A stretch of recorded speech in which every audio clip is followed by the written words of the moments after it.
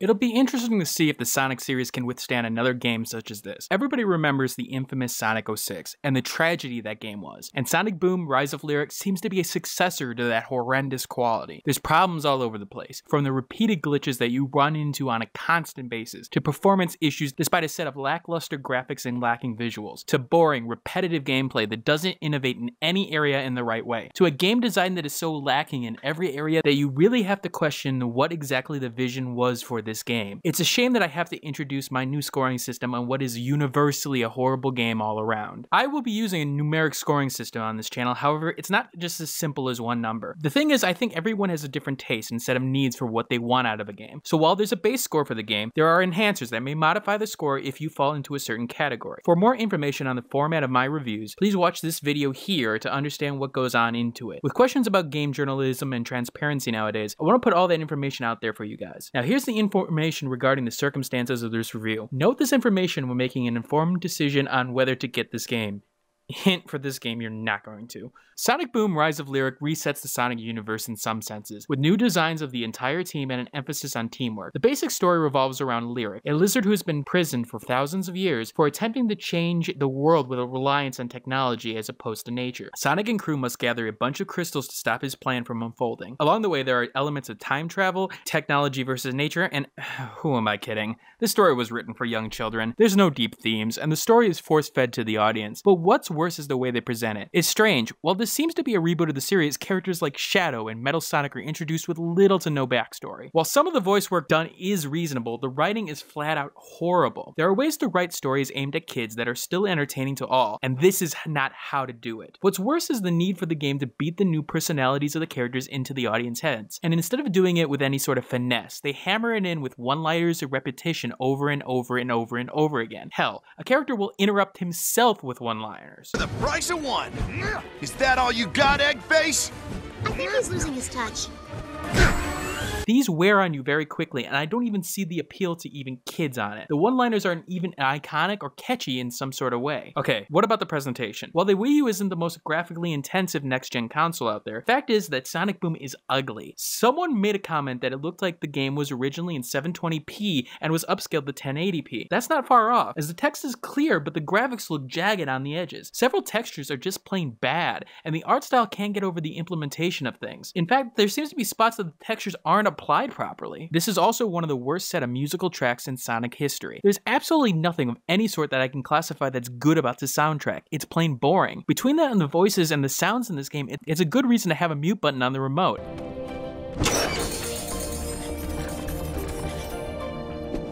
Despite my wanting to hit that button repeatedly, I forced myself to listen to the entire game, and I really wish I hadn't. Alright, gameplay. Let's get to it. There are 4 main elements that make up this game. Yes, 4. The game goes for variety in gameplay and suffers immensely for it, but let's start with the puzzle platforming. Each character has a unique trait that can help them get through the world. Knuckles, for example, can climb on crystal walls and ceilings, Amy can jump 3 times and can walk on balance beams, Sonic can spin up ramps and hit homing targets, and Tails can fly for a brief duration and use small robots to open up areas. The uniqueness of the characters, however, are offset by the level design. In a lot of cases, there are multiple ways to get to an objective, which usually indicates a path specifically for a character. While the game will split up the characters up 2 at a time at times, you can really play a couple of characters and get through a majority of the game without having to use the others. I practically played Amy a lot due to her third jump being so much more flexible than the other characters. It really hurts the game's variety. But this idea, which could have been well done, is poorly implemented. There's so many missed elements in terms of this platforming design. They don't add much in terms of variety in the game, and it'll get old very quickly. The teamwork aspect could have been really interesting too. It could have made the game shine, but instead there's no clever use of these mechanics or any real introduction of any really challenging elements that made the game more interesting. Precision isn't always necessary either. They add some elements like deadly thorns, for example, but it's just a hazard. It's nothing of any new real consequence and really doesn't make it feel like it's anything you haven't seen before. It also doesn't help that the game really doesn't punish you for falling. Fall all you want, it's fine. Sure, you may get set back a couple platforms and maybe miss a little bit of currency,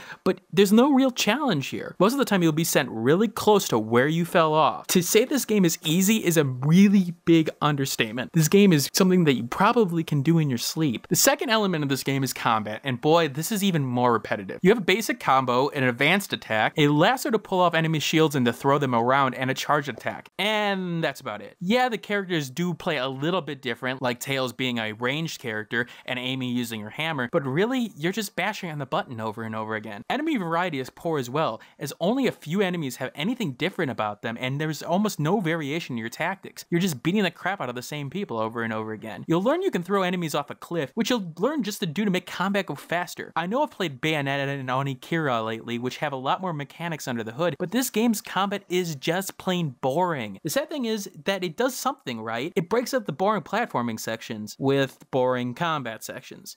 At least there's variety here, I guess. Third, there's an overworld, which you will go to and complete side missions or get to your next main story mission, and it's pretty blah. Designers, I want to sit back and talk to you for a second. You introduced the map and objective marker about a third way into your game. Why was it not in the first third? Where the hell was your QA? JonTron may not have been joking with his Sonic's videos, and it's clear to me that QA either wasn't given a chance to properly QA this game, or frankly were doing drugs in the back room the entire time. I swear, a third of my playtime was looking around for the next marker in the first section of this game, as there is absolutely no direction given to you at that point, with mechanics or environmental markers to show you where to go. I'll be making several videos on the poor design decisions in this game, but how could anyone not have noticed this and gone, wait, this seems like a problem to me? In fact, it shows an overall theme of this game, fragmentation. The overall feel and flow of the game is so broken. It's like segments of each side and element were locked away, not talking to each other, and it was thrown together at publish time. It shows in the final product, nothing works with each other. Finally, there's more traditional Sonic portion, the running sections, which is probably the most fun part of this game, given one other thing that I'll allude to. But that's not saying much. You do get a sense of speed in sections that the game takes control, as you go through a loop or through a series of bounce pads, but that's only then. Half the time you feel like you're struggling to maintain any sort of speed. It's the slowest Sonic game to date, and considering this is, well, a Sonic game, that's a problem. Sonic is fast. Granted, some will argue about how fast he needs to go, but it was always the illusion of him going fast. However, let me go back to the running section and why it doesn't work. However, what's even worse is about the rings portion of this. Remember in prior Sonic games that when you got hit, you'd lose all your rings? Here you get hit, it's more of a health meter. It's used in the combat scenarios too. However, this introduces a problem in the speed running sections. Like in prior games, you get hit when you drop rings and you can pick them up again. You can continue to get through this part if you picked up one ring, but it became more and more difficult in the prior games as you lost rings. Here, you can take a good 8, 9, 12, 13 hits in these sections if you pick up rings reasonably, which you will, which removes all sort of impact of hitting a hazard. This game was obviously designed for kids, but why not add a mode like the old Sonic for these sections for these older fans of yours? And that's if you don't run into a game-breaking glitch while doing it, which happened on more than one occasion and took me completely out of the experience. Let me stop here. The game is an abomination. This is the type of game that will kill a franchise, and the Sonic series has already had one of those in Sonic 06. The sad thing is that the series will survive this game somehow. However, the bar can't be set any lower than it already is. Now, you may be thinking to yourself, is there any positive out of this game?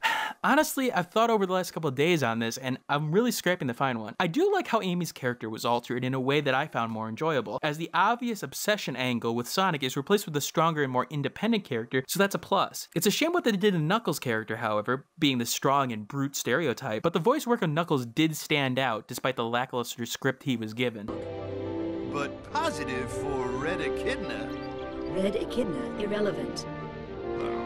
The game has variety, I'll give it that, and once in a while a mixed-in course would hit me on some level, such as the boat section where you have multiple types of firepower, but the quality is so few and far in between on these that it just doesn't overlook the crap this game is. In terms of an overall base score, the game gets a 15 out of 100. The base game is not only nothing special, it's riddled with horrible design decisions on every level, along with some of the most boring gameplay that the set of next-gen consoles has produced. On no level does this game succeed to bring purposeful enjoyment in any form to the player, and I'm willing to say that for any audience of this game. Now, okay, so what about the enhancers on this? Well, first of all, if you're a Sonic fan, I would advise to tell you to stay away from this game. Sonic fans are Sonic fans, and they love the series. Even some of the hardcore fans will defend some of the worst games in the series. But here, with the introduction of an entirely new plot, an entirely new set of characters, it's really hard to suggest to those Sonic fans to keep on going. It's actually a good place for them to stop. There's a plus 10 for prospective game designers, and I want you guys to hear me out on this. This game does have a purpose. I think every game does. But it's a sort sort of like a bible of what not to do in game design. It's along the lines of games like Dr. Jekyll and Mr. Hyde for the NES. This game is reasonable in terms of giving a template for a game designer of what to avoid and what doesn't work in terms of gameplay. I'm really serious on this one. I'll be doing a set of videos on how horrible this game's decisions and design philosophy was, and game designers should use it as a way to avoid pitfalls themselves. Now this is going to be an odd one. There's a plus 20 here in terms of glitch hunters and masochists. Seriously, the amount of glitches and problems this game had should have made the QA team cry in the corner. It's fascinating to see what you can do in the world with just given 15 minutes. Again, I made a music video on it just to show off some of the glitches, and that was only about a third of the ones that I ran into. There are already glitches that have been able to exploit being able to pass 75% of the game. Finally, a -5 for anyone who has an importance on story. Seriously, this story is horrible, and if you have put an emphasis on story writing, this game is something to completely avoid. I said it was written for kids, but even then it offers nothing in terms of any reasonable story elements or set pieces. Character interaction may be the only thing that's passable in terms of the main 4 heroes,